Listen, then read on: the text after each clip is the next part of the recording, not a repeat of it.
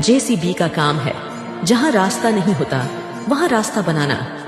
ना रुकती है ना बहाने बनाती है, चट्टान हो या दलदल वो चलती है, क्योंकि उसे पता है रास्ते खुद नहीं बनते, बनाए जाते हैं। तेरी जिंदगी में भी कई बार रास्ते बंद मिलेंगे, लोग कहेंगे अब क्या करेगा, लेकिन तभी तुझे जेसीबी की तरह बनना होगा। ठान ले, मैं चलूंगा चाहे रास्ता हो या नहीं, क्योंकि रुकना अब विकल्प नहीं है,